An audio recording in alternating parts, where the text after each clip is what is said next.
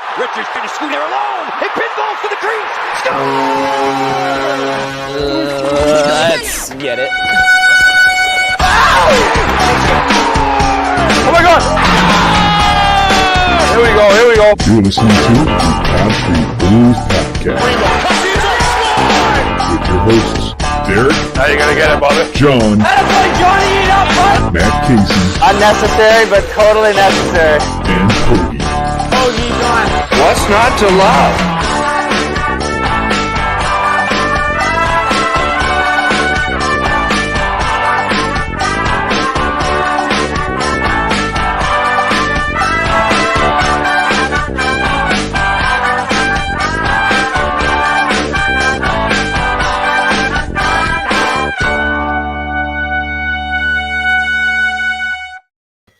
What's happening, everybody? Welcome to another episode of the Street Bullies. That's where John is supposed to say, I'm John Gove.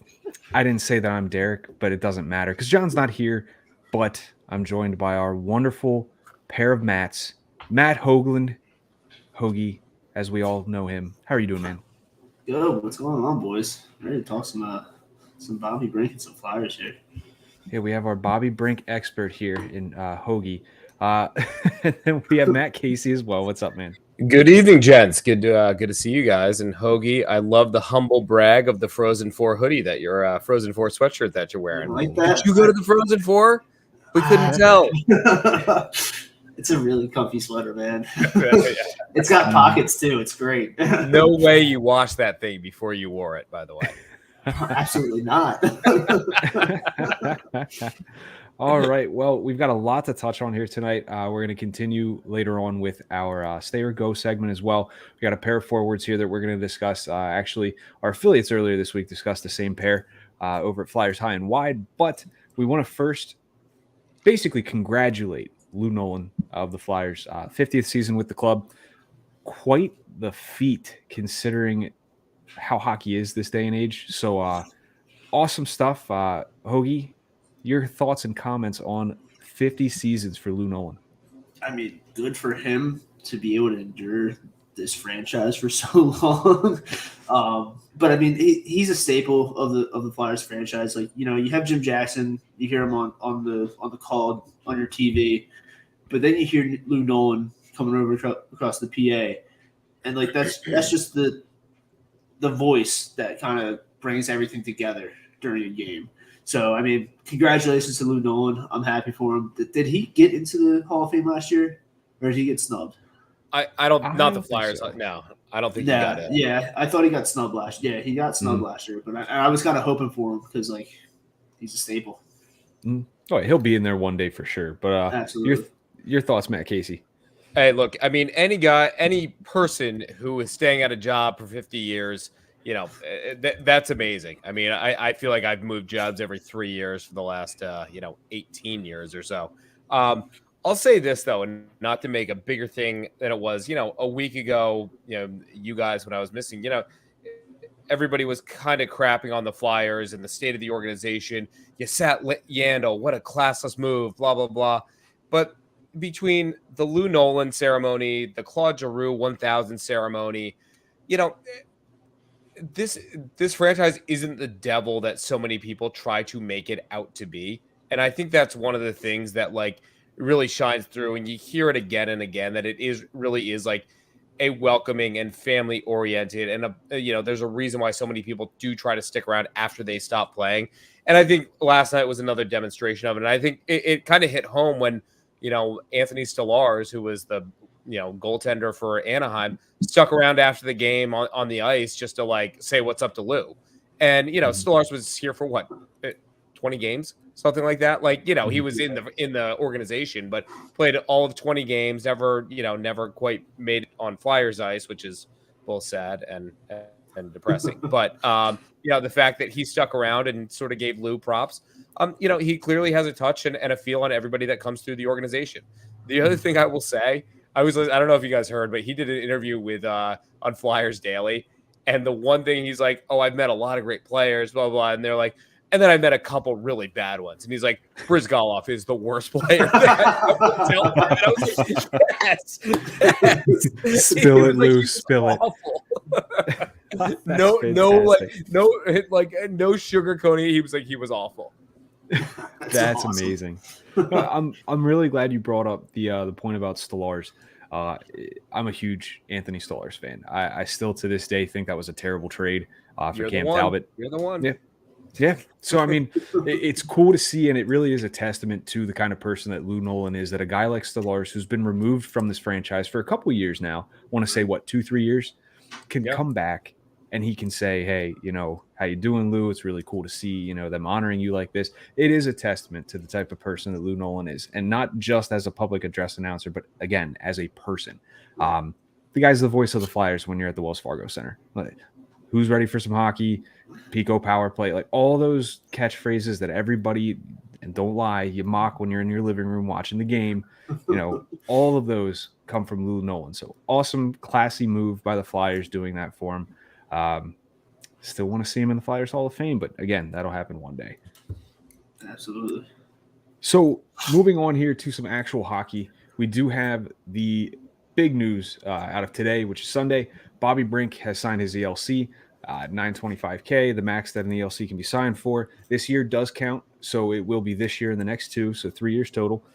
Good to see, obviously, him winning the Frozen Four. They're the national champions out in Denver, which is where Hoagie is going to chime in here, because Hoagie, you were fortunate enough to be at that game. So give us a little bit of insight as to the type of player you see Bobby Brink as. And you wore a Flyers shirt to the game last night, so good way to go for you. Absolutely. Props to you, Hoagie. Way to represent, pal. Listen, about 6-7 rows below me, there was a Giroux and a Voracek sweater in front of me, so wasn't the only one. But national champion Bobby Brink. It was an honor to watch that game because it was just wild. Last night is kind of a conundrum to speak about Bobby Brink's game because I feel like he didn't play that much. I feel like they were really reeling him in to try to kind of save him for the second and third period because that's the type of player he is. He's a playmaker. He had 15 goals, 43 assists this season. He led all college hockey players in assists and led all college hockey players in points. So I mean that's the type of player you're getting. He loves to sit on the far side of the circles on the power play, which I feel like the Flyers kind of have a need for that. They don't have somebody that can direct traffic on the far side. They're used to the Giroux on the close side of the boards. So I think that'll definitely help. But I mean, he's a small hockey player. He's 5'9", 164. I mean, man, if I had his skill, I'd be the same size in the NHL, and I'd probably be getting tossed around. And last 164 is light, man. Like right, that is very light. It's really light. And last night he would put his stick on the puck and one of the defenders just went like that, and kaboom into the boards. And it's just like, man, you really gotta, be stronger in yourself and just gain some weight in that aspect. And I wish John was on this because him and I had gone back and forth for the past couple of days about Bobby Brink. His skating is horrendous, and John really wanted me to really watch it. And I'm just so surprised at how bad it is because he looks lazy. He looks like he doesn't have any explosiveness in his legs. He doesn't want to Don't count on this guy being a back checker at all because he's the last guy back in the zone for defense. So, I mean, I think what you see is what you get. I mean, he's small in stature, but he's not bringing the speed either. No, not the speed at all. What's he bringing? I mean, is he just good stick skills? Like a finesse skills. guy? Yeah, he's definitely a finesse guy. And I watched him in warmups, and he definitely has the hands. He definitely has the eyes, but right, he's not going to be up there in the play with everybody. One of the big things they brought up too during his draft year was obviously the skating. Like, not a great skater. This is all off of elite prospects here, but there was talk about quote, an intriguing offensive skill set, hockey sense being impressive, gifted playmaker, and then the comment that sticks out to me the most is that he tries to compensate his skating with a great compete level. So the heart's there, the effort is there, But how much are we going to be able to count on the effort if he can't really make up for it at the NHL level with the fact that, his skating is still borderline poor? I really don't know. I tested John this the other night. He's definitely not making it out of camp this coming off season. He needs some time to really develop and get stronger. There's nothing wrong with that, though. There's nothing wrong with that. I mean, he's young. I think he's 20 years old. He'll be 21 in like May or June. So I mean, he's got some time. And I mean, we took him in the second round, 34th overall, I think. So I mean, he's young. He's got the time to become his own, but he's definitely not a guy that you're banking on to make this roster right away. Mm-hmm. Sure. No, all valid points. I mean, you don't see the guy coming in and just being a complete dynamo, but I'm sorry to cut you off there, Matt Casey. No, I mean, I think that's the most important thing to like keep in mind, just like almost all right, fan base, let's keep it in check a little bit. You saw everybody go nuts like, oh, we signed Bobby Brink, like national champion. It's like, I watched one period of that whole tournament, and it was the third period last night. And it was awesome. Like that was really fun to watch. It was the period to watch, yeah. But Bobby Brink was not the name. That guy Rizzo seemed to be everywhere, and I was like, oh, this guy's dynamite. But if you're telling me that he's small, not speedy, you're looking at basically a poor man's Konechny. I don't think it's a matter. Marchand. I think everybody wants to have that next great thing right now. It's like, it's not a matter of if he will need seasoning and, a little bit more, cook it in the oven there.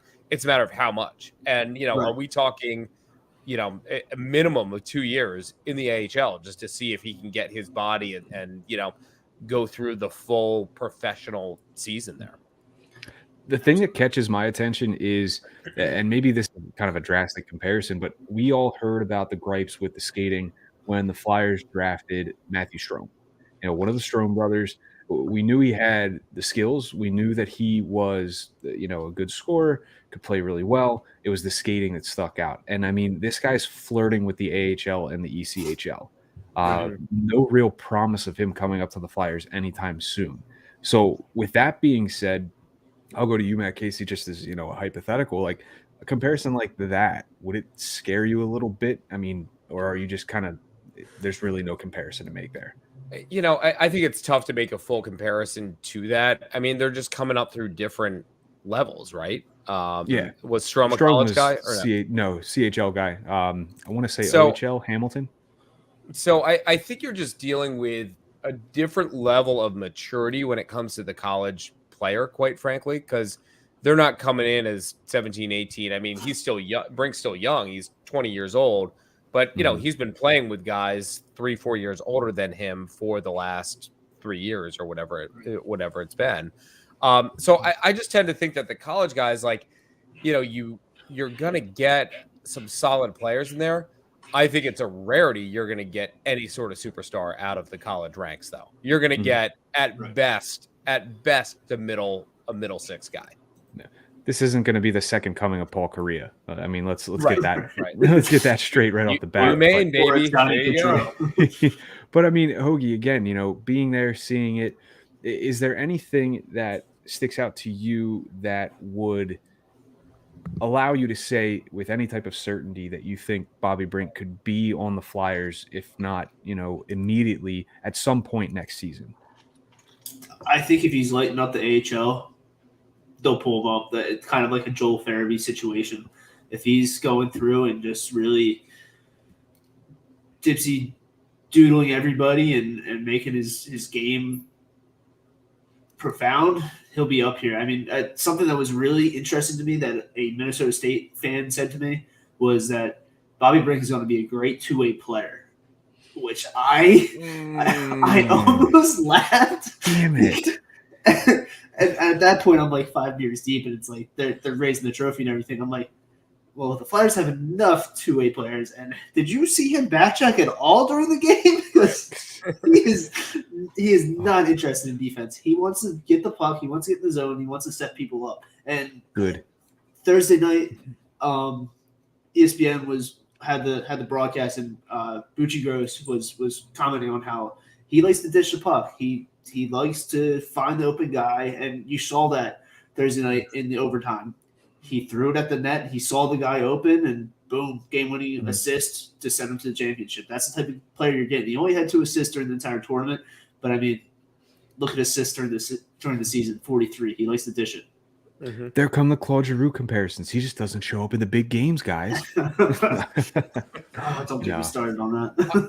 I'm going to be interested to see. I mean, I'm assuming he's going to play a couple games with the Flyers, right? I would imagine. Likely, the assumption. There's no way they're going to sign him and not play him. Yeah. And so, I'm just going to be interested to see, given the fact that, this team's showing a little bit of fight. It's very clear we do not have the top end talent to really compete right now. You know what? We're making it interesting. It's been more fun to watch right now versus having quote unquote top end talent that isn't performing and still being in the same spot. But when you go up against behemoth 6'5" defenseman who can just nudge you with an elbow and knock you off the puck, I'm just going to be interested to see. Okay, like here's the line of demarcation, man. Like you got 2 years to try to make this work. And, I look at somebody, somebody who I was really impressed with last night in the game, the Flyers game, was Noah Cates. That guy was winning freaking board battles like a beast. And I'm like, I haven't seen this. And, we're one of the worst board battle winning teams like out there. And I think that's a big crux of the issue. But I think, Noah Cates coming in from the college ranks, I was like, wow, like this is impressive. I do think he is an NHL caliber guy. Again, a middle six at best. But, I think Brink's going to have to find some kind of niche to his game in order to really make an impact. We bring up a good point, too, because, I mean, we talked about Noah Cates, Ronnie Attard, too, to an extent, I should say. And we saw pretty solid game from those two guys last night. I should say Saturday night. Saturday night. Attard had a goal. It was kind of, I don't want to say coincidental, but I mean, he threw it at the net and it worked. It looked like Hodgson. I think it was Hodgson. Tipped it, but he didn't. Ended up Attard's goal. Cates had that goal as well. I mean, great heads up play. So you're seeing the new guys chip in. You're seeing the young guys chip in early on, which is a good sign. Is that encouraging to you guys? That we see a guy like Bobby Brink come up to the Flyers. We see him, potentially start following that trend. Do you think? I guess I should say, do you think it's possible that we see him continuing that trend? Do I think it's possible? Yes, I do. Quite frankly, I don't think. Not Attard. Who's the other guy who came up through the ECHL? Hodgson. I just the more I see him. He had a good 2 games. It was a nice story. He's not it. I don't see him as an NHL caliber guy.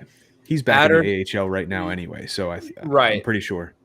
Ronnie, you know what? The best thing that he's doing in my mind is he fires the puck.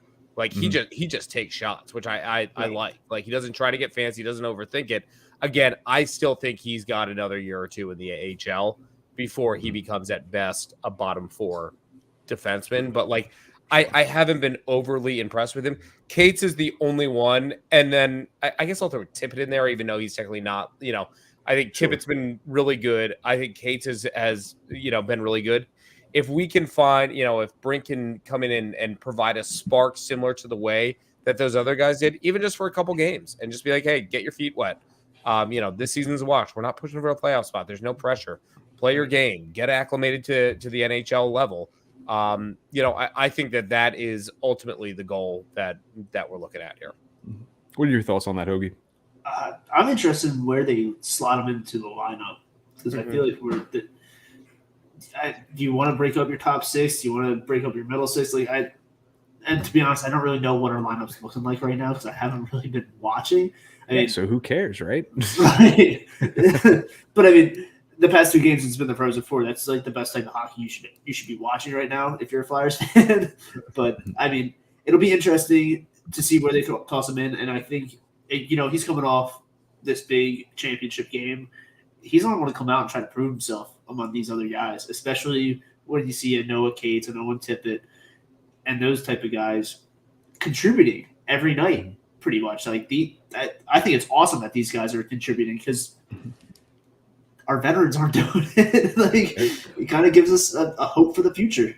Now, to that point, and I want to bring this up just because I know a lot of people talk about it being a slight to Bobby Brink. Dryden McKay wins the Hobie Baker. Do you think that is an extra chip on Bobby Brink's shoulder when he enters the NHL, suits up for the Flyers, and goes out there and tries to prove himself? Absolutely. I mean, there was a lot of people that were disappointed that he didn't win it. So I think he's going to want to really prove himself that, I'm the same type of player, and I'll translate my game right up into the NHL. Mm-hmm. Same thoughts, Matt Casey? Yeah, I think so. I mean, anytime you come in, I assume he came in second, or what were the 3 finalists? So, he was one of the first 2 losers of the Hobie Baker this year. Like, that's a check to the ego, and especially after his team just won, like, it's sort of like, aha, you see. They also beat the Hobie Baker goalie too. Yeah, exactly. Right.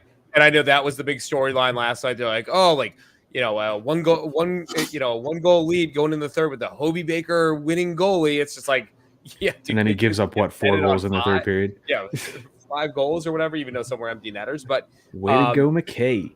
I think if I were him, yeah, and I think that's where you're going to kind of find out a little bit about the personality of this guy too. Despite the small stature, is he going to come out like a bat out of hell, showing that, hey, I'm for real? Right. I think the funny thing is too, Dryden McKay winning the Hobie Baker, great, good for him. The best goalie in the NCAA, that award didn't even go to McKay. It went to somebody else, and McKay just leapfrogs that guy and wins the Hobie Baker. Like, again, I'm getting too fired up about it. Stuff that really doesn't matter. What's funny? The guys behind me last night were like, "Oh, McKay looks really good," and I looked up at him. I'm like, "He's seen 4 shots through 25 minutes of play." I'm like, "Shut up, man!" I was like, "Of course he looks good. He hasn't had any tests." And what do? They come out and pepper him with like 20-something shots in the third period, which is I don't think I saw Minnesota State. Number one, I'd never even heard of Minnesota State. I didn't even know that was so, a thing. Fun fact: they're a D2 school with a D1 hockey team. Interesting. Okay, so there's a reason. I learned that last night. Yeah, gotcha. Okay, but looking at that game, I don't think Minnesota State had a shot. I mean, they barely had a shot when they pulled the goalie. And so that was an interesting third period. It was the period to watch. I'll tell you that. Yeah. All right, so Bobby Brink's a Flyer now. Glad to hear. Good to see him. Hopefully, we'll see him here shortly in the next coming games. But we want to get down to, I guess, do we really want to touch on the games from this past week? Is it worth it, guys? No. Anything good come from these games? Are you Cam enthused? Atkinson had a nice win against Columbus in Columbus. Woo. That actually was a pretty good game. I will say they look decent, but it's another bottom dwelling team. Last night's game against who the hell did we play last night? Anaheim. We're Captain Slumpbuster with they were on an 11-game losing streak. They come to Philly and then end up beating us 5-3, and it was just a bipolar game. Like, we dominated the first 15 minutes. Then they kicked our ass for the next 25 minutes. And then we played well for 10 minutes. And then they kicked our ass for the last 10 minutes. And it was just like, I don't know. It was a little bit tough to see. And I'm also like, I was kind of not joking last night when I texted you guys, like, where's Carter Hart? I feel like Carter Hart has not won a game in 2.5 months. I feel like he hasn't been in the game. It sure feels like it. I don't know. Yeah, I know Jones got 2 starts in a row, so I don't know what Hart's deal is right now. Yeah, I don't know. At this point, too, maybe I'm sounding insensitive here, but I don't really care. The season really is lost. I'd like to see him out there, ideally, but what's the guy got left to prove? Right. He kind of carried this game. He needs to prove he can win a game. That's one. Yeah, well, so does the rest of the team. Right. That's what really irks me about how we didn't trade Jones at the deadline, because even if you're not going to start Carter Hart, I'd like to see one of the young guys from the Phantoms come up and test them. The Ustamenkos, I'm losing the names, but Sandstrom, Ustamenko. Yeah, Sandstrom. Yeah, Urson's hurt now. I know that, but it'd be nice. I'd like, and we've talked about this plenty of times on here. I would love to see Felix Sandstrom come up and get a bit more of an extended look, as opposed to just that one game against LA a couple months ago. played fantastic against LA. Would like to see more though, and I think that they, for lack of a better term, at least in my opinion, I think they did him a bit of a disservice not letting him stay up a little bit, catch a couple more games, and then potentially dealing a guy like Martin Jones, because what's the guy got to prove, in Lehigh Valley at this point? And it might just be because I'm not a big Phantoms guy, but whatever. I think I'll go back though, and more so that I'm thinking of the first Columbus game, whenever that was, Monday night, Tuesday night, whenever it was. Mm-hmm. I don't think Hart looked good at all. No, he let in a wraparound, or like got powered in right when he didn't seal off the post. Like, I just didn't think he looked good. That's been a problem too. Like, yeah, it goes back to last year. It's like, while I understand your point of like, oh, he has nothing to prove, I'm like, he kind of does though. Like, he floundered like phenomenally last year. Came back this year and played very well in front of a bad team, but like, I don't know. I'm still looking. I'm looking for more sound, I guess, fundamentals from him. If that's not too like condescending, that's fair. He shouldn't. In my mind, he was one of the reasons why we lost that Columbus game. Versus, that can't be the case with a solid goaltender. So I don't know. Hopefully, we get a couple more looks at him, and hopefully, he gets his game in check again to get some positive momentum. Sure. That's fair. And I mean, I shouldn't say that I don't care. Like, I'd want to see Carter Hart as our goalie, obviously, but it's just tough to care. Like, I hate to sound so, dreary and macabre, but like, it's just so hard to care at this point. The team's bad. There's nobody. This is what I said to my wife last night, though, Derek, because I was like, had the game on, and she's like, why are you watching this? And I was like, well, that's why. She's like, they're out of the playoffs, they stink, and I'm just like, I get it. You're a Devils fan, like, give me this. Just let me have it. Chuck yourself. But I was like, this is the difference of what like becoming being a follower versus a fan is. Like, with a fan, I remember these moments. And then you think back when you're actually going on a decent run, and when you make it to the Eastern Conference Finals or something like that, it's that or at least much sweeter. A good thing. Like, you have to, without the bitter, the sweet ain't as sweet, And so, with teams like Tampa Bay who've won several cups, even in just my lifetime, like they 2004, and then they've won 2 in a row. For God's sakes, like that fan base hasn't really seen a bad team in 20 years. In a while, yeah. Must be nice. Yeah, it must be nice. Like, we've gone ebbs and flows, and it's a bipolar journey. But the highs are fantastic. The lows are just backbreaking. There's no other way to put it. Like, the highs are glorious. Crushing, yeah. The Eastern Conference Finals into the Stanley Cup in 2010. Fantastic high, and then it comes crashing down in Game 6. Right. And then you get to the seasons like last season, this season, where it's just a complete cluster. What? Yeah. But no, you're right. I mean, the sweet ain't as sweet without the bitter. You gotta appreciate it. Exactly. Speaking of bitter, we're gonna get down to some bitter truths here, because there are 2 players. Transition, Derek. Way to go. I've been working on it. It's my background. It's my background in television. But regardless, one of these guys will likely go this offseason. I am fairly certain. We all know who will. I know Hoagie is 100% certain on the guy who's going to stay out of these 2, but we're going to discuss it nonetheless. Oscar Lindblom, Scott Laughton. Of the 2, we're looking at one guy typically, and it's kind of like the Provorov-Sanheim debate we had, I believe it was last week. Yep. Who's staying, who's going? We're going to look at everything. We're going to figure out who is the Flyer next year and who is the whatever next year. So, Hoagie, because you are such a huge Scott Laughton fan, I'm going to let you have the floor here, and I want to have your opinion on how this is all going to unfold. Can we just preface this though, that like, is your name Hoagie? For our listeners, Hoagie is a borderline like stalker fan of Laughton, and like he like posts like headshot replacements of him. Like it's a little bit creepy. So I'm interested to see where you go on this. Hoagie is the equivalent of the grown adult women calling Nolan Patrick their grown adult son. Yeah, pretty much. Yeah, it's a good way to put it. I'm kind of surprised you're tossing this to me first. I mean, it's kind of weird that I'm getting a lot of talking time tonight because John's not here. But that's why. Yeah, I'm right. trying to be fair here. And let you catch up. John bullies you into no talking. So right, exactly. We are the Pond Street Bullies, though. So yeah. Scott Laughton, he's staying. He's a leader. He's a leadership guy.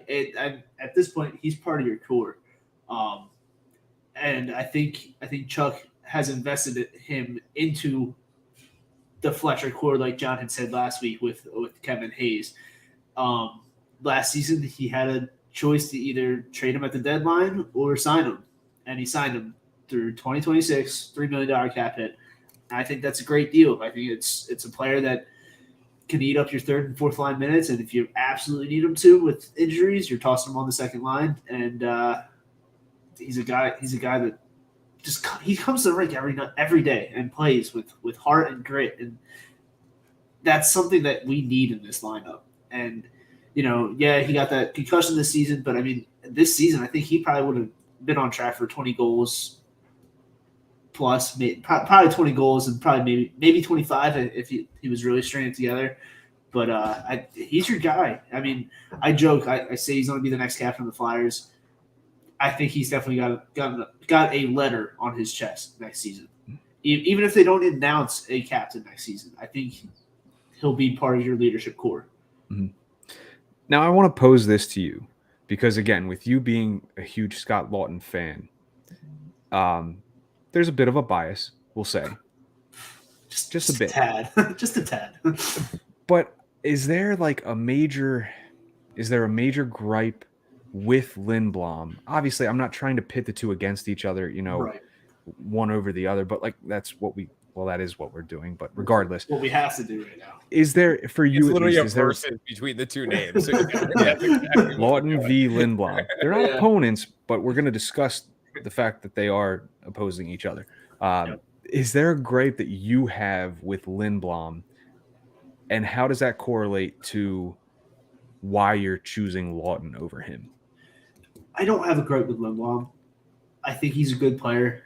I think what he has gone through is tremendous and admirable.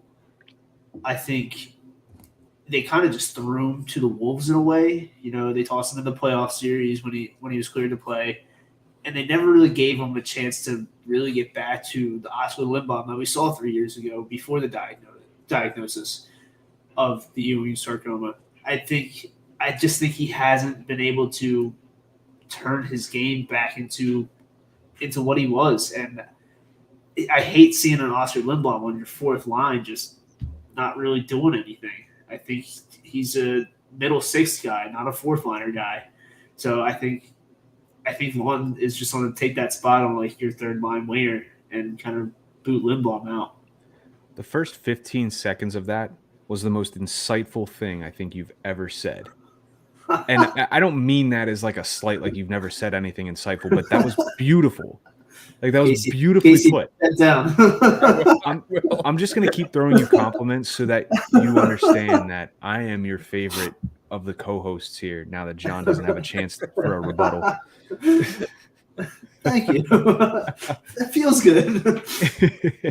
All right, Casey, what are your thoughts on this then? A lot of this, I'm in the same boat in general as Hoagie is. I do think Laughton is the one who stays, and I think it's his versatility. I think he has the grit. He'll kill penalties for you. He can play wing. He can play center. He can play, middle six. He can play fourth line and not be pissed off about it. He's not the same size, the same caliber, but I view the mentality, this is probably outdating you guys, as the same as Keith Primo in 2004. He was the captain of the team and he was a fourth line guy and he freaking crushed it. He embraced it and he killed it.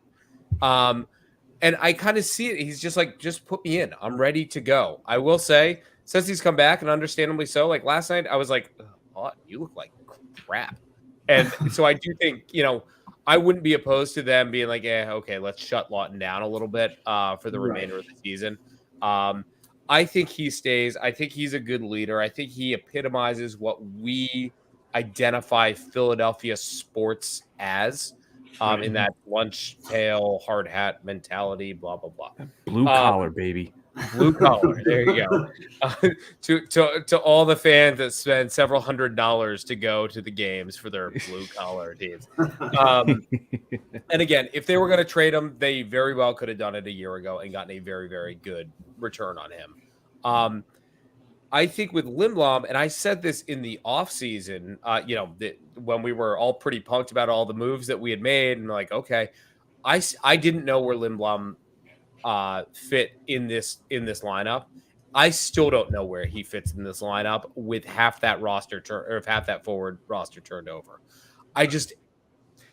2 years ago or 2019, before he got diagnosed, he did really well. I think he was the subject of playing on the first line early in the season and doing really well. And I think it was it Konechny and Hayes? Konechny, Couturier. Okay.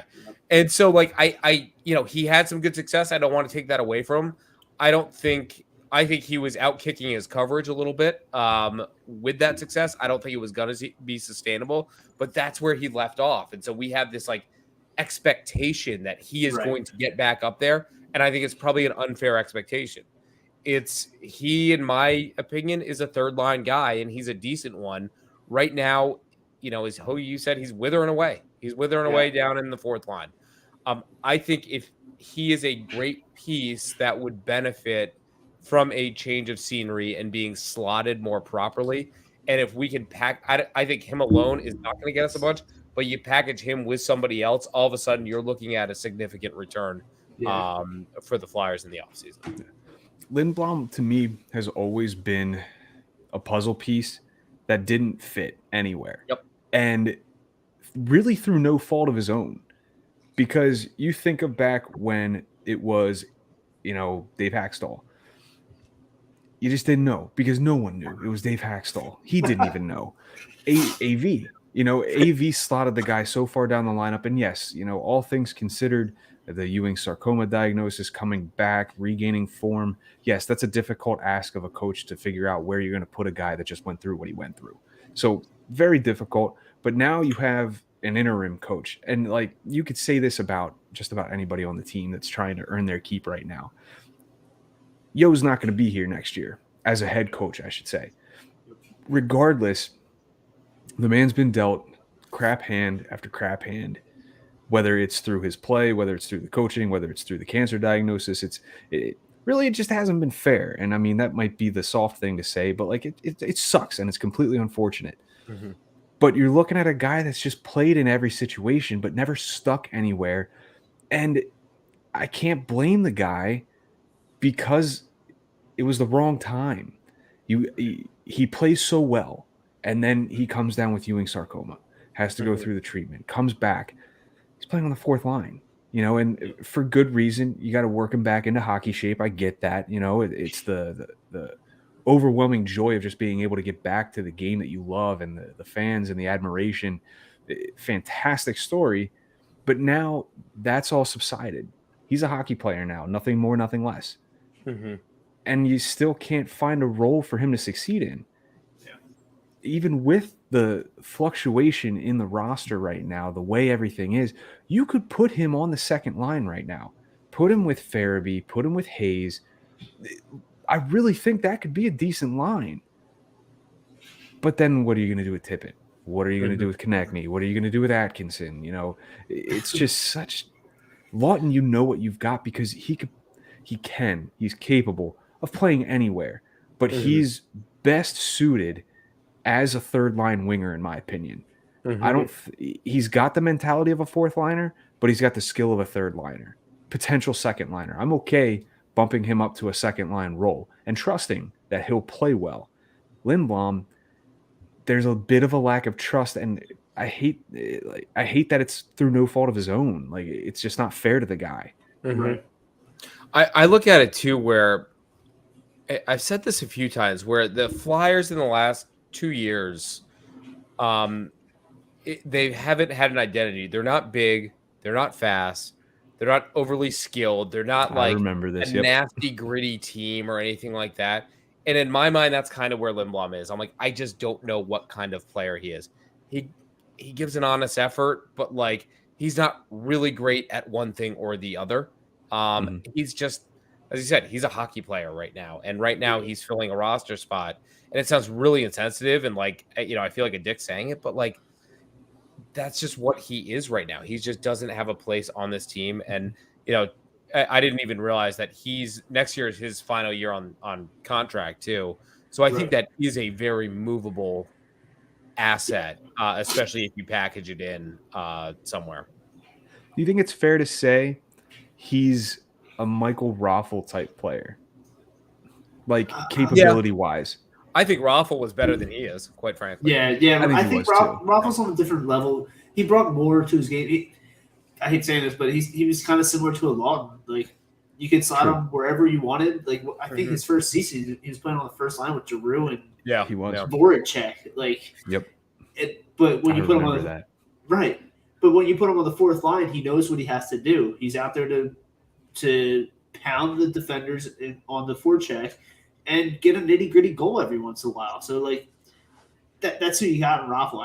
Lindblom, like you said, he's just kind of out there. It's just he's just there. When he's on the ice, you don't really notice him. He's not making an astonishing play, really. Right. And I don't think we did as fans, I should say. I don't think the fans did him any favors coming off of the year that he had right before his diagnosis, because he was on pace to be a 30-goal scorer. He was leading the team in goals and led the team in goals for a couple weeks probably. Goals and after. And points too. Like everybody, right then and there was, we have another 30-goal scorer. We could have a potential 30-goal scorer. So people built that hype up. And then he comes back, and we all should have known that that was not the case. It's going to take some time. Right. But, where are we at now? We're not reaching the pace that he was at when he left and when he was diagnosed. It's all up in the air, and it's too much uncertainty given these uncertain times. We're looking at a team that, whether you want to admit it or not, there is somewhat of a rebuild at hand right now. We have to rebuild. Aggressive retool my ass. This is to an extent a rebuild, because look at how many of the guys we've sold off so far. I have a hard time figuring out where Lindblom fits when we have guys knocking on the door. Guys like Allison, Lashinsky even apparently has looked pretty good with Lehigh Valley. Ratcliffe, we all thought looked pretty decent, in his short stint with the Flyers. Tippett's here now, potentially Noah Cates if he's going to make an impact. Bobby Brink, who knows? He's kind of, I don't want to say fallen out of favor, but kind of finds himself as the odd man out here. Yeah, you don't want him just taking up a roster spot to take up a roster spot. If we have someone knocking on the door, I'd rather put someone in there that's going to produce and help this team to do something.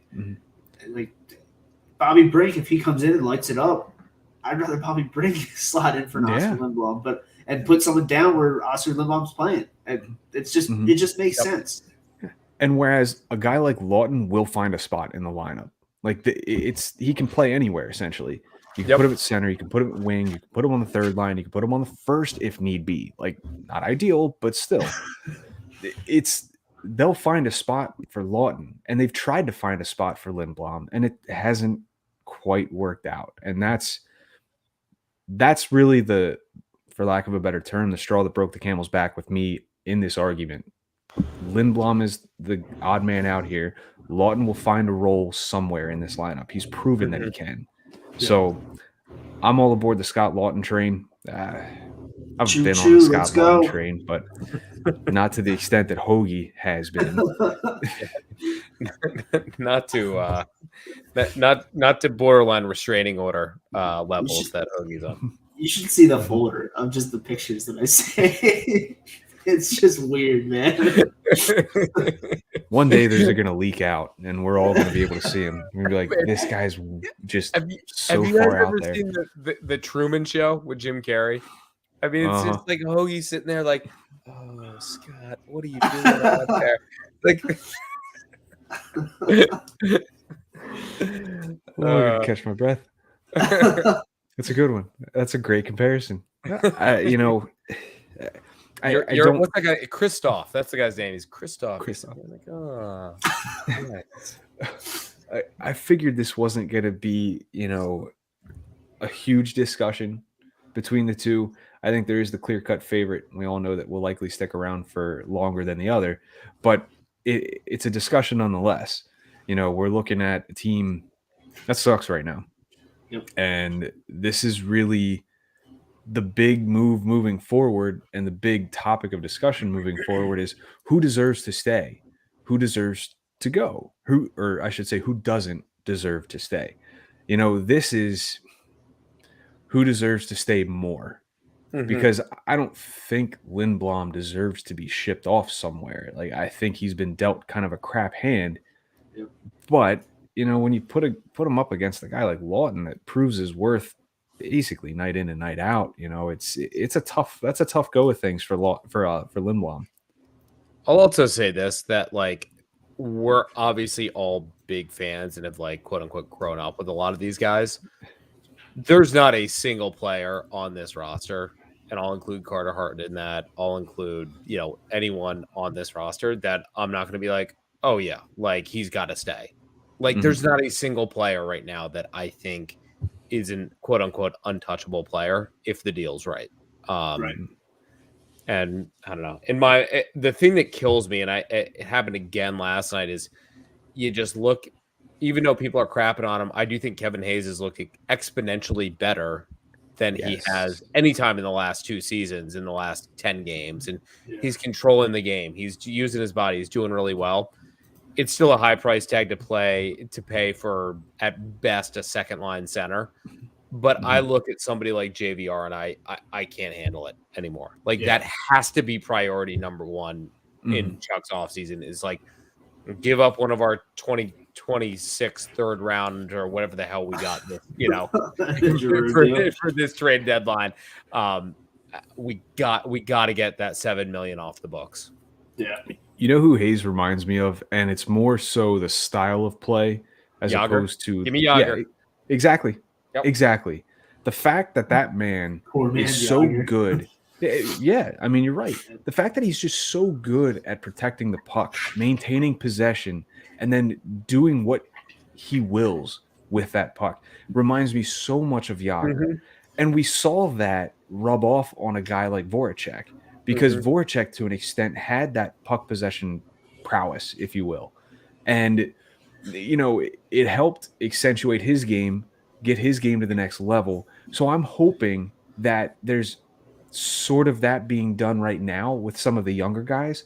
If we could get a guy like Wade Allison, who's not a big body, but a big enough body that if he could learn a few things from Hayes in regards to puck possession, in regards to, keeping the puck and protecting the puck, we could develop some of these guys with those skills in mind to be more complete players. And I'm not saying 200 foot. So let's get that out of the way here, Hoagie.